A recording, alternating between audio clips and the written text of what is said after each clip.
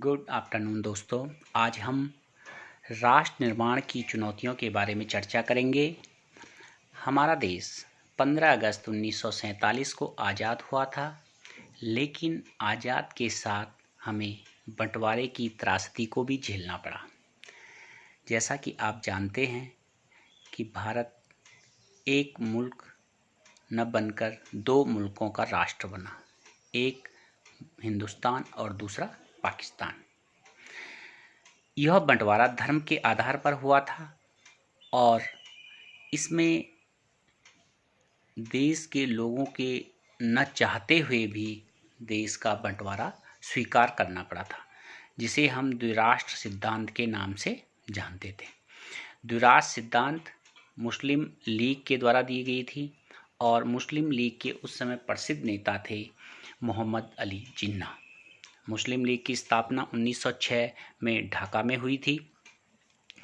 अब हम चर्चा करेंगे कि जब भारत आज़ाद हुआ तो आज़ादी से पहले किन दो बातों पर सहमति थी।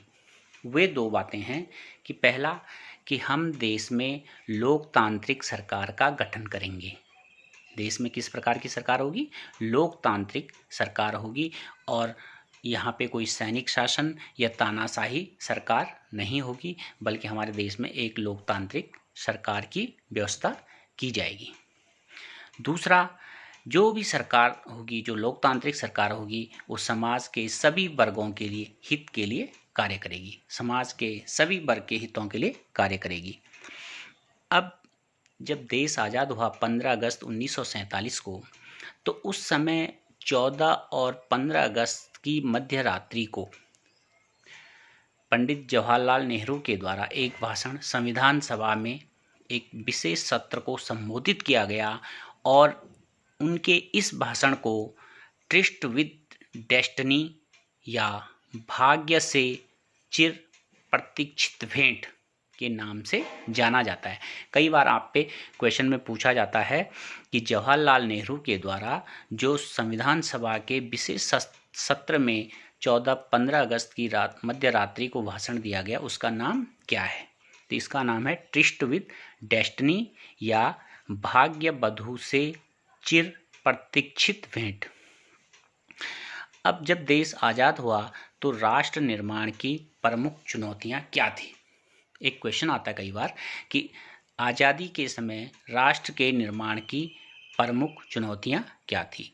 तो राष्ट्र निर्माण की प्रमुख जो चुनौतियां थी, मुख्य 3 चुनौतियां थी। नंबर 1, देश को एकता के सूत्र में बांधने की चुनौती। नंबर 1, देश को एकता के सूत्र में बांधने की चुनौती, क्योंकि भारत में बहुत सारे रजवाड़े थे और जो अंग्रेज़ों का भारत में शासन था, उस समय भारत 2 प्रकार के भागों में बटा हुआ था। एक तो जो अंग्रेज़ों के खिलाफ अधीन डायरेक्ट अंग्रेज़ों के अधीन आते थे और दूसरा जिनमें राजाओं का राज्य होता था। और जब देश को आज़ादी मिली तो ब्रिटिश ने क्या किया कि उन्होंने कहा कि जो राजा होंगे वो भी स्वतंत्र होंगे और उनकी अपनी इच्छा होगी कि वो भारत के साथ शामिल होना चाहते हैं या पाकिस्तान के साथ शामिल होना चाहते हैं या फिर वो अपना स्वतंत्र राज्य चाहते हैं। तो सबसे बड़ी चुनौती थी देश को एकता के सूत्र में बांधने की चुनौती। नंबर 2, कि देश में लोकतांत्रिक सरकार का निर्माण कैसे किया जाए।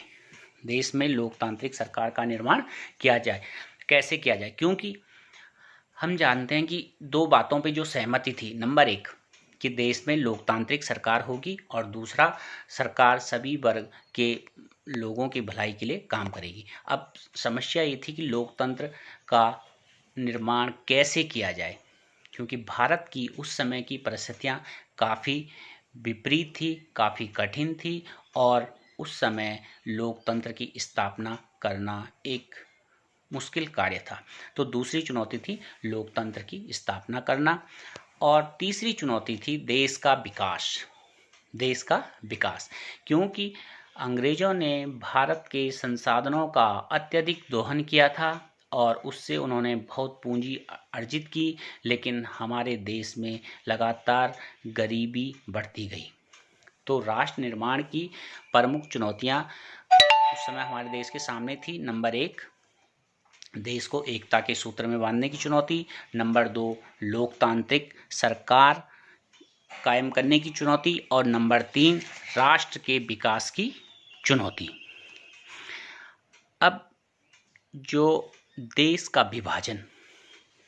विभाजन, इसके मुख्य किरदार जो हैं वो मोहम्मद अली जिन्ना थे, जिन्होंने द्विराष्ट्र सिद्धांत के द्वारा मुसलमानों के लिए अलग राष्ट्र की मांग की। लेकिन यह कार्य इतना आसान नहीं था, क्योंकि ऐसा तो नहीं था कि पर्टिकुलर एरिया में सिर्फ मुस्लिम लोग ही रहते हों और पर्टिकुलर एरिया में हिंदू लोग रहते हों। ये इस तरह से था कि किसी राज्य में कुछ इलाके मुस्लिम बहुल थे और कुछ इलाके हिंदू बहुल इलाके थे। तो इस तरह से कई लोगों ने इसका विरोध किया। उनमें से थे एक खान अब्दुल गफ्फार खां। ये पाकिस्तान के बलूचिस्तान प्रांत से आते थे और इनको सीमांत गांधी के नाम से भी जाना जाता था। यह द्विराष्ट्र सिद्धांत के खिलाफ थे। ये नहीं चाहते थे कि देश का बंटवारा हो, लेकिन अंत में कांग्रेस को यह स्वीकार करना पड़ा और देश का बंटवारा झेलना पड़ा। और इस विभाजन के बड़े खतरनाक परिणाम सामने आए। अगर आपसे पूछा जाए कि देश के विभाजन के क्या क्या परिणाम हुए, तो इसके विभाजन के बड़े कष्टदायी परिणाम रहे, जैसे विस्थापन की समस्या। नंबर 2, अल्पसंख्यकों की समस्या, कि अगर किसी देश में जो अल्पसंख्यक लोग बचे होंगे उनके लिए रहने में क्या कठिनाई होगी, उनको किस तरह की समस्याओं का सामना करना पड़ेगा। जैसे आप देखते हैं कि आज पाकिस्तान में हिंदुओं पर अत्याचार और जुल्म किए जाते हैं। उसके बाद 3 है सांप्रदायिक दंगों की समस्या। देश भर में सांप्रदायिक दंगे फैलने लगे और जगह जगह गृह युद्ध की स्थिति पैदा होने लगी। उसके बाद शरणार्थियों की समस्याएं। जो लोग अपने देशों को छोड़कर जो पाकिस्तान में हिंदू लोग थे वो भारत को आने लगे, जो भारत के कुछ मुसलमान थे वो पाकिस्तान जाने लगे।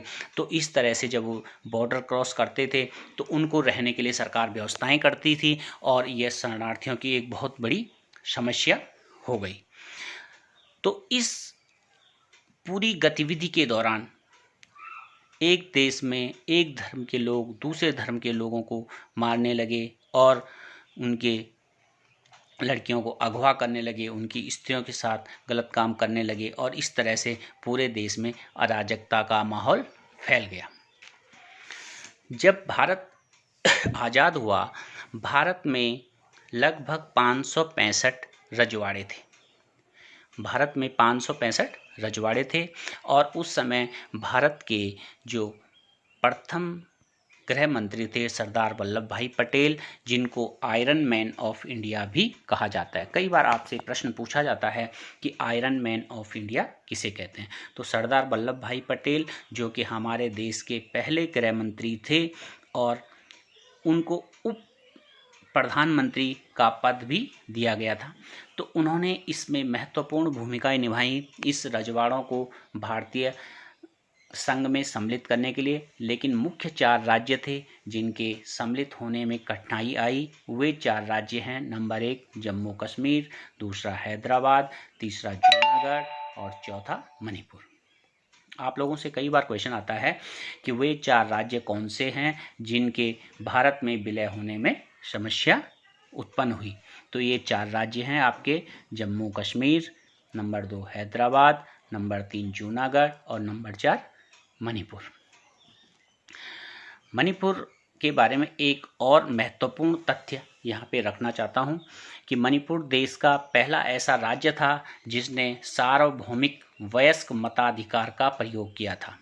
कई बार ये क्वेश्चन एग्ज़ाम में पूछा जाता है कि भारत का वो कौन सा राज्य है जहाँ सर्वप्रथम सार्वभौमिक वयस्क मताधिकार का प्रयोग हुआ, तो यह राज्य है मणिपुर। मणिपुर ऐसा राज्य था जहाँ सर्वप्रथम सार्वभौमिक वयस्क मताधिकार का प्रयोग किया गया था।